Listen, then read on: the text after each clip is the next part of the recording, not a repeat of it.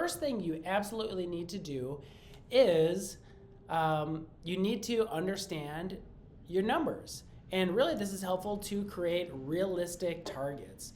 So by numbers, what do I mean by that? It's a couple things. So one, what is your marketing budget? So many times stores and brands come to us like, oh, what do you think our marketing budget should be? It's like, well, it really depends on your goal. And if you're launching a store from scratch, you should probably have some type of a monthly marketing budget in place, earmarked specifically for that. So definitely know your marketing budget.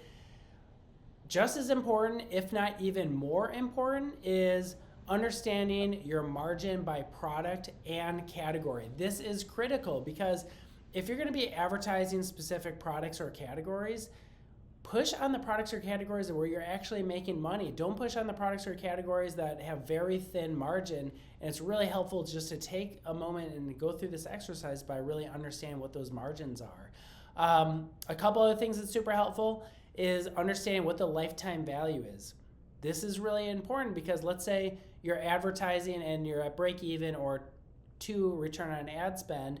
Well, that's all fine and dandy to start, but once you start to factor in your lifetime value, the numbers can quickly shift in your favor, and you might be a little bit more bullish on investing in advertising, knowing that, yes, you're going to make your money back on that initial sale, but there's subsequent sales to follow. A couple other things, average order value, super, super, super important. Average order value can really swing the pendulum into profitability significantly. So if your average order value is relatively low, or maybe you don't even know if it's low because you're pretty new to this, what you want to do is just benchmark what your average order value is and think of how can you increase that average order value, which will help boost up profitability. And then also understand what your conversion rates are, and also conversion rate by product category. All products aren't the same, all categories aren't the same, and once you start to get a good understanding of, wow, people really buy a lot of these products, our margins are really good, and our conversion rates are really good, that's really helpful to focus on them. And as you can see on the slide, why? It's really helpful to set realistic return on ad spend targets, really helpful for forecasts. Now, forecasts are just really much best guess assumptions, but helpful to at least forecast it, and then when you're live, you can see how you're doing against these forecasts. And also, as I mentioned, know which products and categories to focus on. So there's a couple numbers here that I would absolutely recommend everyone to follow. But, Cece, I'll kind of throw it your way just because I feel like you live and breathe in the numbers all the time. Any additional thoughts to share right here? Yeah, no, I think these numbers, this is the basic. Why we think about these numbers is your account structure, your campaign structure should reflect all of this information, should reflect your business stage as an advertiser. So for example, as you mentioned, knowing your margin by product category will help you know and understand, okay, how many campaigns should I have? Or for example, going for shopping, how many shopping campaigns should I have? How many PMAX campaigns? How should I structure those campaigns? Because you can add groups and asset groups.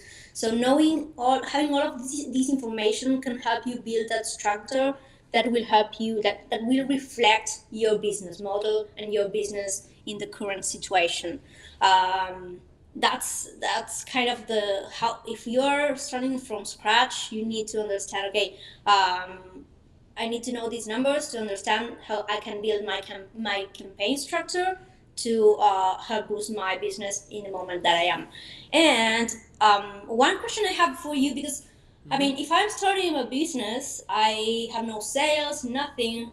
What should I do? Because I do not know margins. Well, I could know margins because I do have the costs, but I don't know the lifetime value, the frequency, the average order value. I don't have all that data. What should I do, Ben? What do you think is the best thing to do? Yeah, really good, really great question. Obviously, if you have an e-commerce store and you haven't advertised it, but you have some of these metrics, plug those in. But if you're brand new, the best that you can do is just look online for industry benchmarks to fill that in.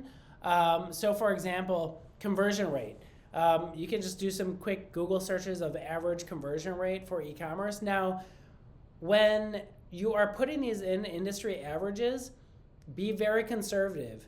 if you have a brand new e-commerce store, chances are the conversion rate isn't going to be that great because you're just launching and learning. You don't know how the products are going to perform. You don't know how the landing page is going to perform. You probably don't have a strong retention play.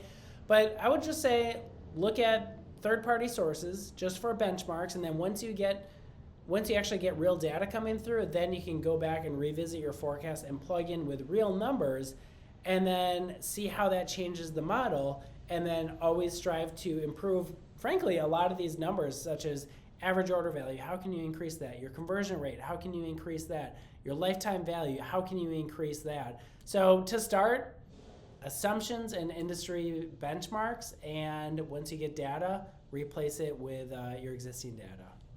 Yeah, that's an important thing you mentioned. This is kind of a picture.